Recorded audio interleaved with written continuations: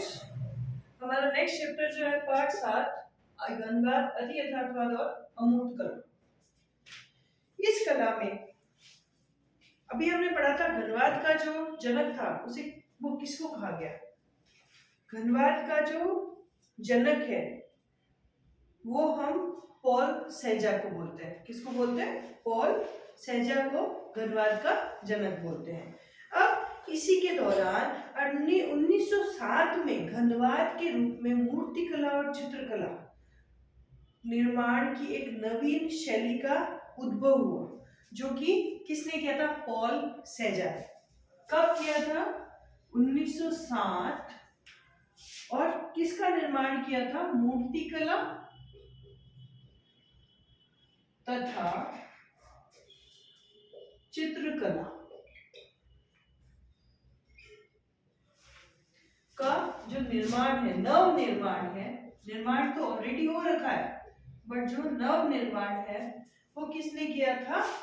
Paul सेजा। आपको नाम याद रखना है स्टूडेंट्स, पॉल सेजा। प्रत्येक वस्तु को बेलन या गोला समझकर ही उसके साथ व्यवहार किया जाना चाहिए। अब जैसे बेलन है,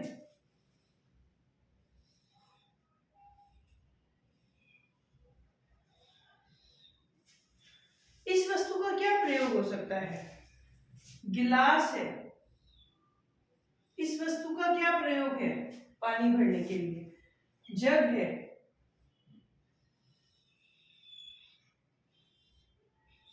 इसका क्या उपयोग है?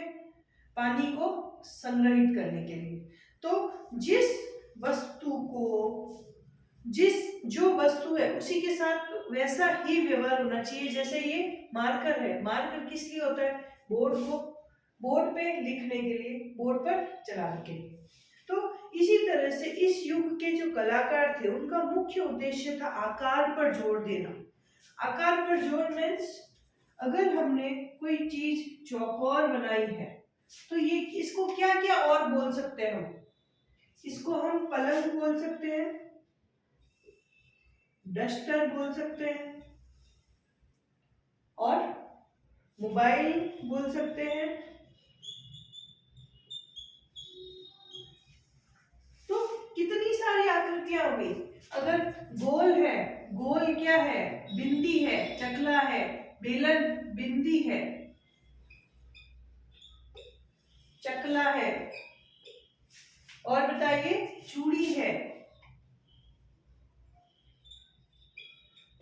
तो ये क्या है? ये सारी आकृतियां हैं। इन आकृतियों को क्या, किस उद्देश्य से हम काम में लेते हैं कि ये जो आकृतियां हैं अगर गोल है तो गोल सिर्फ गोला नहीं है, सर्कल नहीं मान सकते हम।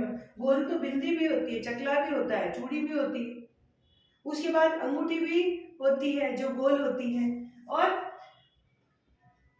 अगर आयताकार है, आयताकार में क्या है? क्यूब है, क्यूब भी हम ले सकते हैं, इसमें क्यूब है। तो इन आकृतियों को बहुत गहराई से जाना, उन आकारों पर जोर दिया किन्होंने? जो घनवादी थे, पॉल सेजा और उनके कई साथी कलाकार। ज्यामितीय आकृतियों में प्रयुक्त रंगों पर गहराई। अब इसके साथ साथ जैसे मैंने अगर इसको बनाया है तो अगर इधर से लाइट आ रही है तो मैं इधर लाइट वाला बनाऊंगी और इधर डार्क शेड्स बनाऊंगी। फिर कुछ विशेष रूप से जो जड़ पदार्थ, प्राकृतिक दृश्य और रूप चित्र थे वो मुख्य रूप से प्रयोग किए गए। इनमें कुछ छोटे छोटे अंशों में विभाजित भी किया गया इन चित्रों को, इन ज्यामितीय आकारों को। कलाकार का उद्देश्य था कि संरचना पर जोर देना था, न कि निहित भाव पर। घनवाद में कुछ मुख्य कलाकार थे जिनमें पिकासो, पैब्लो पिकासो, ब्रक तथा लेजे, ये इनके मुख्य कलाकार थे। किसके? ये सारे घनवादी थे। इसके साथ साथ 1924 से लेकर 1955 में अति यथार्थवाद के रूप में एक नवीन कला का उद्भव हुआ। अब देखिए 1907 में तो क्या हुआ, मूर्तिकला और चित्रकला का नव निर्माण हुआ, जिसके जनक कौन थे? पॉल सेजा थे, और ये घनवादी थे। इन्होंने क्या किया था कि जितने भी ज्यामितीय आकार होते हैं उनको अपनी संरचनाओं में सम्मिलित किया, और उसके साथ साथ उस पे विशेष जोर दिया कि कहाँ प्रकाश होता है, कहाँ छाया होती है, उसी तरह से चित्रित किया। और इसके जो मेन कलाकार थे वो कौन थे? पिकासो, ब्रक और लेजे। अब अति यथार्थवाद।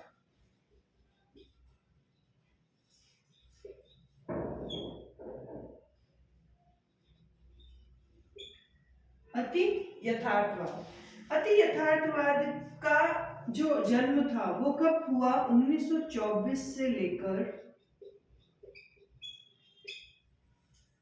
1955 के बीच। इसमें क्या था? एक नवीन कला का आंदोलन हुआ, जिसमें कलाकारों ने अचेतन मन की कल्पना को अपने चित्रण में प्रयुक्त किया। नई कला में मनोविश्लेषण से उत्पन्न भावों को महत्वपूर्ण माना गया। जॉर्जिया के चारिकी और सल्वादर दाली इस कला के मुख्य कलाकार थे। तो अब ये हो गए धनवादी कलाकार। अति यथार्थवाद के जो कलाकार थे वो अलग थे, वो थे जॉर्जियो के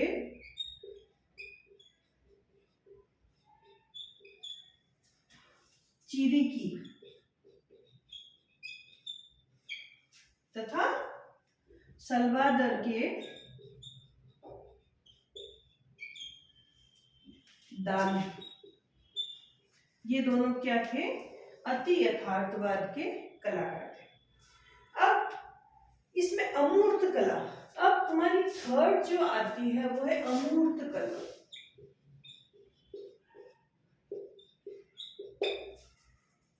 अमूर्त कला में क्या हुआ कि उनके जो चित्र थे उसको एक रूप में स्वरूप देने का प्रयास किया गया।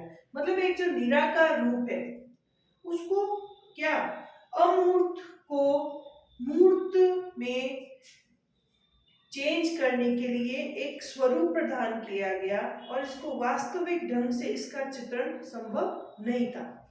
अगर मैं इसको बोलूं कि ये बेलन हमें एज इट इज पेपर पे बनाना है तो हम रंगों से बना सकते हैं, पर बेलन की जो मोटाई है, गोलाई है, वो कहाँ से लाएंगे? नहीं ला सकते। हम इसे 3 डायमेंशनल शेड्स में दे सकते हैं, इसके खूब सारे रंगों का उपयोग कर सकते हैं, पर वो ओरिजिनल जो गोल है वो नहीं बना सकते हम उसे। तो वो क्या है? अमूर्त है। हम उसे मूर्त सिर्फ एक 3 डायमेंशनल चित्रण में दे रहे हैं, असलियत में नहीं बना सकते। इसके जो चित्रण थे, चित्रकार थे, इसके जो चित्रकार थे वो थे कांडिस्की, डेलारूने और मोंड्रियल। इस कला के महत्वपूर्ण प्रेरक थे। अब इसमें भी हम पढ़ लेंगे ये कि कांडिस्की,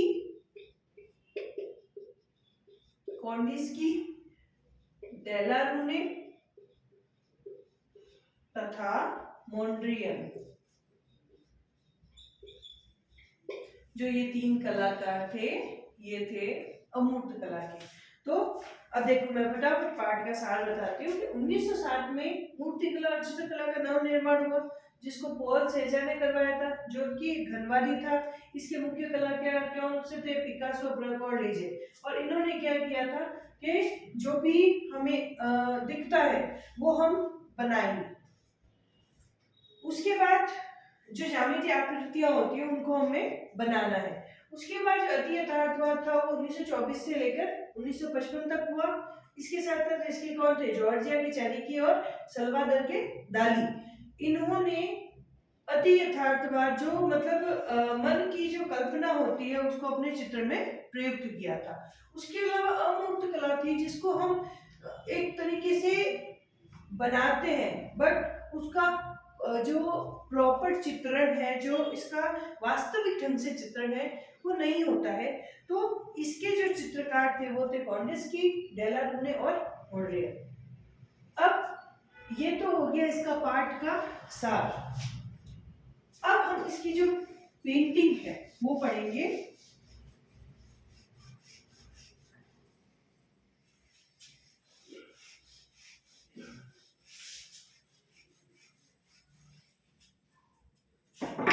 पहली जो है मैन विद वायलन, यह कृति है पाब्लो पिकासो की, मैन विद वायलन। अब देखिए, मैन मतलब पुरुष, वायलन मतलब एक म्यूजिकल इंस्ट्रूमेंट।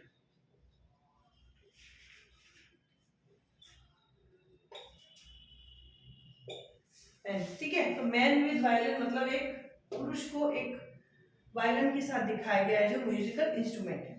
ये कृति 1912 में बनाई गई थी, पैब्लो पिकासो ने बनाई थी।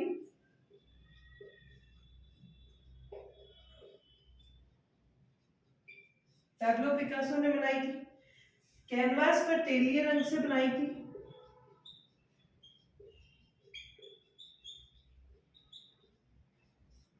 तेलीय रंगों से बनाई थी। अब ये कृति कहाँ सुरक्षित है? फिलाडेल्फिया के कला संग्रहालय। यह फिलाडेल्फिया के संग्रहालय में स्थित है। इसके अलावा इस चित्र को घनवाद के विश्लेषणात्मक अध्ययन की अच्छी मिसाल है।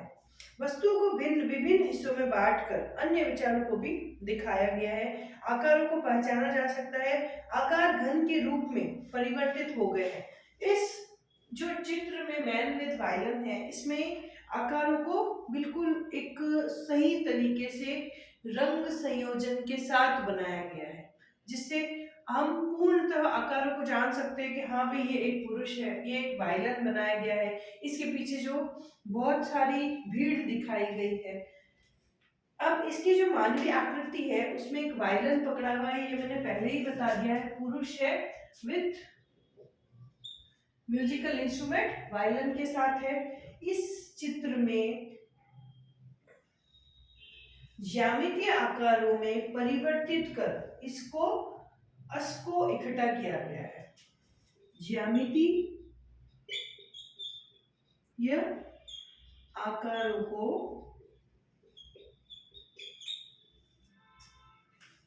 आकारों में परिवर्तित करके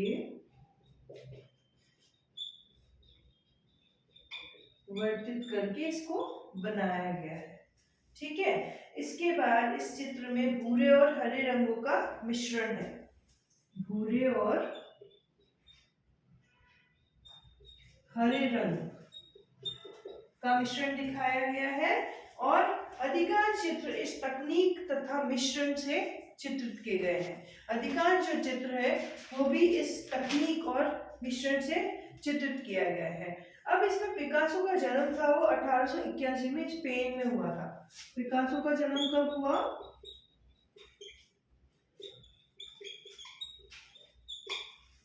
1881 में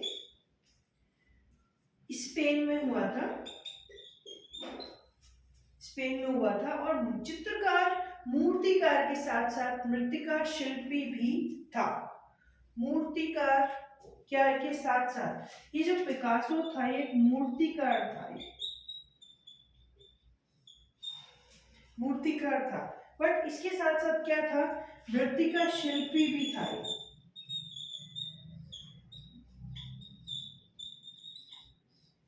मृत्तिका शिल्पी भी था। इसमें उसकी कला की जो 3 काला अवधि थी, अब ये समझने की बात है, इसकी जो जितनी भी इसने बनाई थी वो 3 काला अवधि थी। 3 काला अवधि कौन सी थी? नीली, गुलाबी और घनवाट। नीली काला अवधि,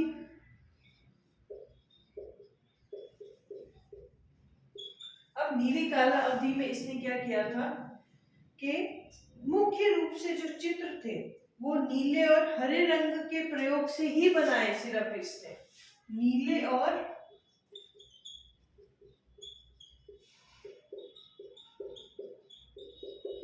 हरे रंग से ही बनाए थे। किसमें? जो नीली काला अवधि थी उसमें। अब थी गुलाबी काला अवधि।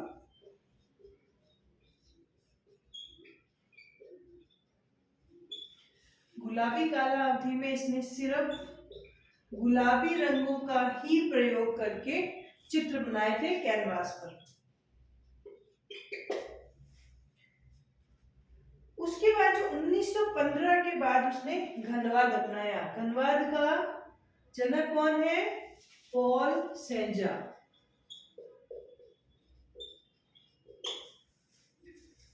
तो पहली नीली काला अवधि हो गई, फिर गुलाबी काला अवधि हो गई।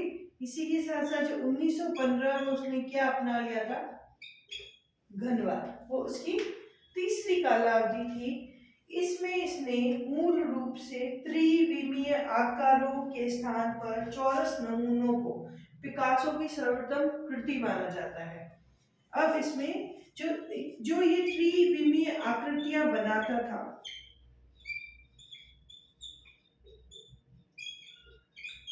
आकृति को बनाने की जगह क्या किया था इसने? चौरस नमूनों को, चौरस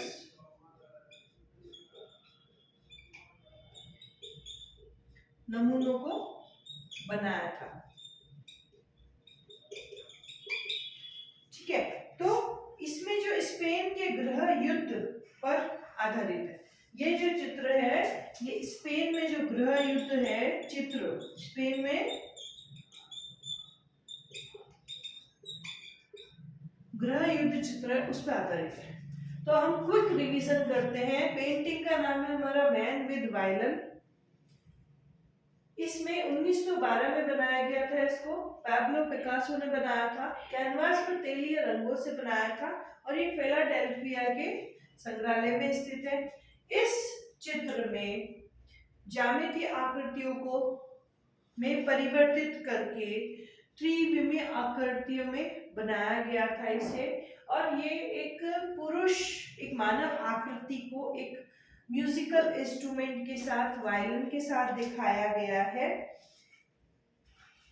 और इसमें भूरे और हरे रंग का पैब्लो पिकासो ने उपयोग किया है। इसके साथ ही पैब्लो पिकासो का जन्म था वो 1881 में स्पेन में हुआ था। और ये मूर्तिकार के साथ साथ मृत्तिका शिल्पी भी थे। कौन? Pablo Picasso. इन्होंने अपनी जो काल की जो अवधि थी, जो कार्य करने की अवधि थी, वो 3 हिस्सों में बांट रखी थी। 3 काला अवधि थी। नीली काला अवधि, जिसमें उन्होंने विशेषकर नीले और हरे रंगों का ही प्रयोग किया था। उसके बाद गुलाबी काला अवधि, उसमें उन्होंने सिर्फ गुलाबी रंगों से ही चित्र बनाए हैं। और जो तीसरी काला अवधि थी, उन्होंने 1915 में घनवाद को ही प्रारूप दिया अपने पेंटिंगों में। और जिसमें उन्होंने त्रिविमीय आकृतियों की जगह चौरस के नमूने बनाए। उसकी जो प्रसिद्ध थी वो थी स्पेन में गृह युद्ध का जो चित्र है वो बहुत प्रसिद्ध था। तो ये हमारा मैन विद वायलन यहाँ पर खत्म होता है। और इसका जो इसी पार्ट का जो हमारा दूसरा चित्र है, ये है परसिस्टेंस ऑफ मेमोरी।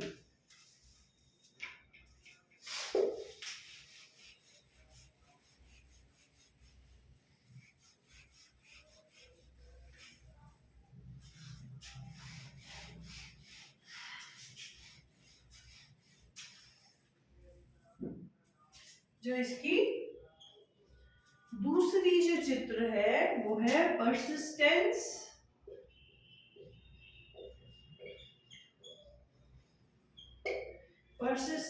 ऑफ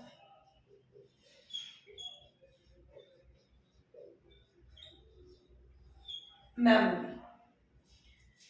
ये चित्र 1931 में सल्वादोर डाली द्वारा बनाया गया था। 1931 में सल्वादोर दौर डाली द्वारा बनाया गया था। यह आकार में 9.3 गुणा 13 इंच इसकी जो आकृति की लंबाई और चौड़ाई थी वो थी 9.3 गुणा 13 इंच। उसके बाद ये museum of modern art New York में स्थित है। म्यूजियम ऑफ मॉडर्न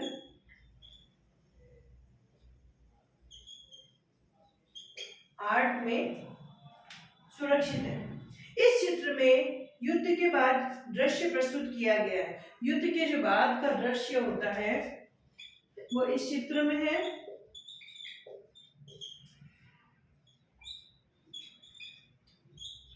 युद्ध के बाद का दृश्य दिखाया गया है। इसमें सारे मनुष्य के मारे जाने के बाद शून्यता व्याप्त है जो शेष बची है। जब युद्ध समाप्त हो जाता है तो क्या होता है, वहां पे रक्त होता है, मरे हुए मनुष्य होते हैं। तो वही इसने दिखाया है कि शून्यता होती है। सब खत्म हो जाने के बाद क्या रह जाता है, शून्य रह जाता है। वो इस कलाकार ने इस चित्र में दिखाया है सारे मनुष्यों के मरने के बाद।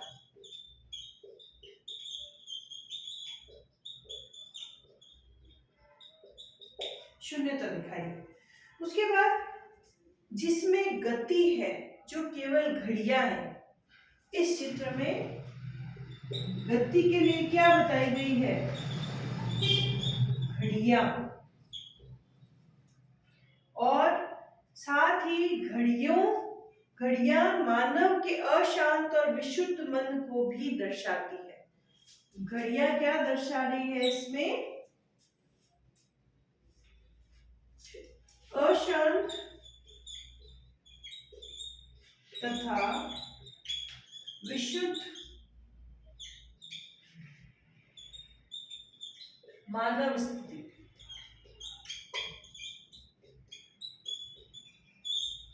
मानव स्थिति को भी दर्शा रही है। इसके साथ साथ इस चित्र में चींटियों को एक दूसरे के ऊपर चढ़ता और रेंगता दिखाया गया। ये सारी विशेषताएं हैं स्टूडेंट, ठीक है ना।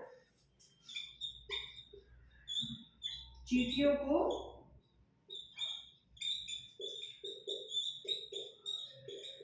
एक दूसरे के ऊपर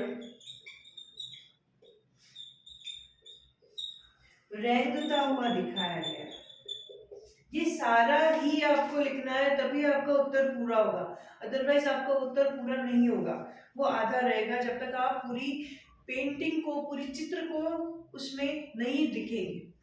उसके बाद इस दृश्य में घड़ियों की सतह पर हीरा की तरह दिखाती है और चित्र में शांति व वृक्ष विहीन भू दृश्यों को दिखाया गया है, जिसमें सारे मनुष्यों के मरने के बाद शून्यता व्याप्त है। यह हमने पहले ही पढ़ लिया है कि जो मरने के बाद जो शांति होती है, कुछ नहीं रह जाता है, शून्य है सब, वो इस चित्र में दिखाया गया है। चित्र में कुछ वस्तुओं को छोड़कर सब कुछ अस्वाभाविक है। ऐसा महसूस होता है कि दुष्प्रभाव से सामना हो रहा है। डाली ने अपने चित्रों को यथार्थवादी तकनीक का प्रयोग किया है और उसने अपने चित्रों में बेतुकी, अनैतिक तथा विचित्र विषयों का और वस्तुओं का चित्रण किया है। तो इसी के साथ साथ हम क्विक रिवीजन करते हैं इसका परसिस्टेंस ऑफ मेमोरी का जो चित्र है 1931 में बनाया गया, सल्वाडोर डाली ने बनाया है। 9.3 इंटू 13 इंच जो इसकी ऊंचाई और चौड़ाई है इस चित्र की, और म्यूजियम ऑफ मॉडर्न आर्ट में रखा गया है सुरक्षित। इसी के साथ साथ इसमें युद्ध का दृश्य दिखाया गया है और मरने के बाद जो शून्यता होती है वो दिखाई गई है। घड़ियां दिखाई गई है, एक गति होती है, गति के साथ साथ घड़ियां दिखाई गई है जो कि अशांत और विशुद्धता को, एक मानव की जो स्थिति है वो दर्शा रही है। इसके साथ साथ उन्होंने चींटियों को एक दूसरे के ऊपर रेंगता हुआ दिखाया गया है। जिस तरह से युद्ध क्षेत्र में मनुष्य मरने के बाद एक दूसरे के ऊपर दिखते हैं और रक्त होता है सब जगह, उसी चित्र को इस चित्र में भी परसिस्टेंस ऑफ मेमोरी में जो सल्वाडोर डाली था उसने दिखाया है। ये सल्वाडोर डाली एक यथार्थवादी कलाकार था। ये सभी चीजें आपको इसमें लिखनी है। अब इसी पाठ का जो हमारा अगला चित्र है वो है ब्लैक।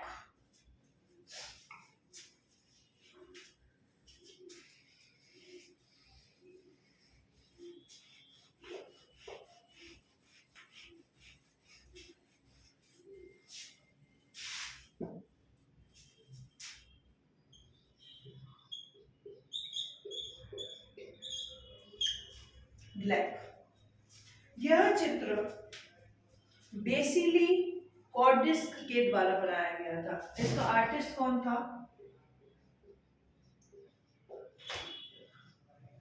बेसिली कॉर्डिस्क।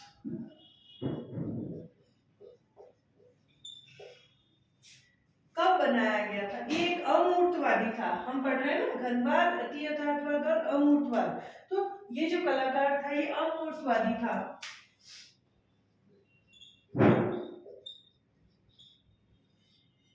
अमूर्तवादी था और इसने यह चित्र 1913 में बनाया था।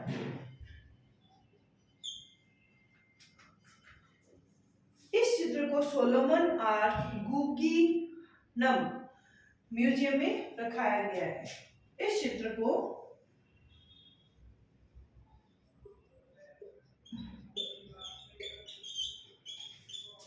सोलोमन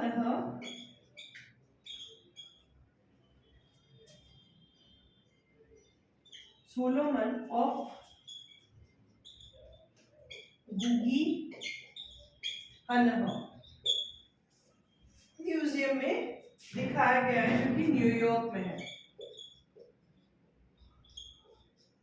ठीक है, अब इसकी क्या विशेषताएं हैं कि इसको कैनवास पर बनाया गया है। अब तो आपको पता चल ही गया होगा कैनवास पर तेलीय रंग ही इस्तेमाल होते हैं। कैनवास पर तेलीय रंगों से बनाया गया है। क्योंकि हमने इतना सारा पढ़ लिया है पिछले पाठ में कि अब हमें पता चल गया है कि हमें आंसर किस तरह से लिखना है। पहले चित्र का नाम लिखना है, फिर आर्टिस्ट का नाम लिखना है, फिर कब बना था वो लिखना है, और कहाँ सुरक्षित है वो लिखना है, और इसका माध्यम क्या था ये लिखना है। उसके बाद आप सारी विशेषताएं स्टार्ट करेंगे लिखना कि इस चित्र में जो काले रंग की आड़ी तिरछी और आकार विहीन रेखाओं को चित्रित किया गया है। अब इसकी पहली मुख्य विशेषता क्या है? काले रंग की आड़ी तिरछी रेखा। काले रंग की आड़ी तिरछी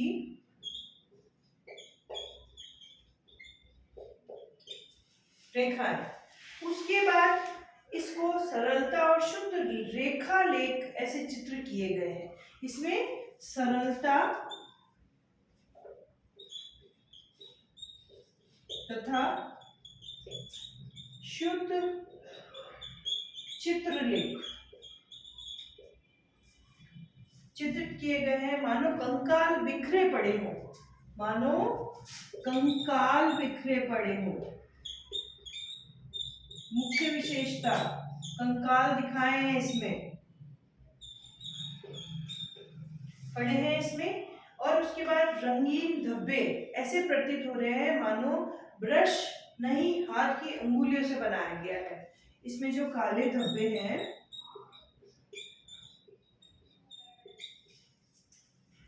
वो ब्रश से नहीं बनाकर नहीं बने हुए दिख रहे हैं, मानो हाथ की अंगुलियों से बनाए हैं।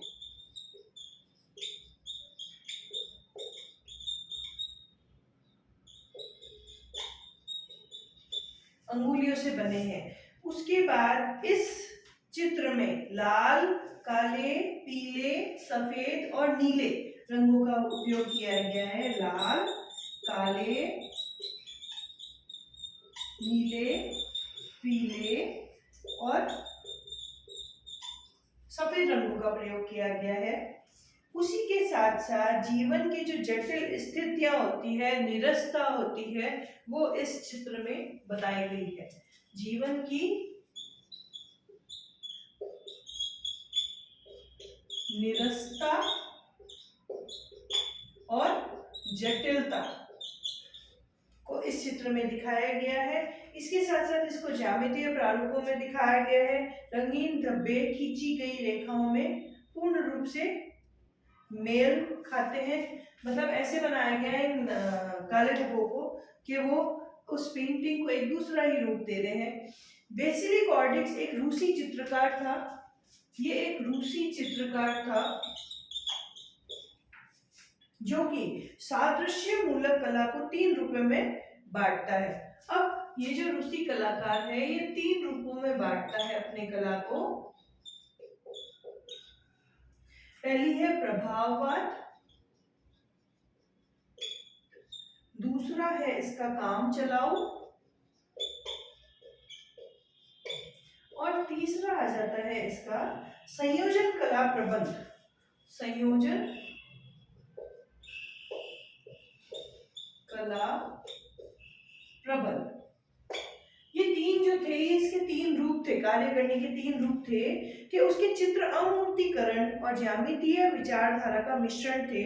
उसके मुख्य चित्र अकम्पनीड, कॉस्ट्रोट, येलो अकम्पनीड और तथा एम्यूलर स्ट्रक्चर का नाम लिया जाता है। तो ये इसके मुख्य चित्र थे। तो अब इसको हम फटाफट एक बार रिवीजन करेंगे कि ब्लैक जो चित्र था वेसिली कॉर्डिक्स ने बनाया था। ये एक अमूर्तवादी विचारधारा का चित्रकार था। 1913 में इसने ये चित्र बनाया था ब्लैक। इस चित्र को सोलोमन ऑफ गुगिनह म्यूजियम में रखा गया है जो कि न्यूयॉर्क में स्थित है और इसको कैनवास पर तेलिया रंग से बनाया गया है। अब इसकी कुछ विशेषताएं हैं, वो ये है कि इसको काले रंग की आड़ी तिरछी रेखाओं में बनाया गया है। सरलता और शुद्ध लेख प्राप्त हुए हैं, इसमें शुद्ध लेखों में बनाया गया है। इसमें जो चित्र है वो कंकाल की तरह बिखरे पड़े हैं, सिर्फ आड़ी तिरछी लाइनें की गई है। इस चित्र में काले धब्बे जो है जो ब्रश से बनाए गए हैं, ऐसा प्रतीत होता है कि वह हाथ की अंगुलियों से बनाए गए, न कि ब्रश से बनाए गए। और वो जो आड़ी तिरछी रेखा है उसमें पूरा समाहित कर दिए गए हैं उन काले धब्बों को। और इसमें लाल, काले, नीले, पीले, सफेद रंगों का उपयोग हुआ है। अब ये क्या बताता है कि जीवन में जो नीरसता है, जटिलता है, वो इन धब्बे और इन रेखाओं, काली तिरछी जो टेढ़ी मेढ़ी रेखाएं होती है, इनके कारण ही जीवन जटिल होता है, जीवन में निरसता आती है। एक रूसी चित्रकार जो कि बेसिल कॉर्डिक्स, ये अपने चित्रों को 3 रूप में बांटता है, प्रभाववाद, काम चलाओ और संयोजन कला प्रसंग।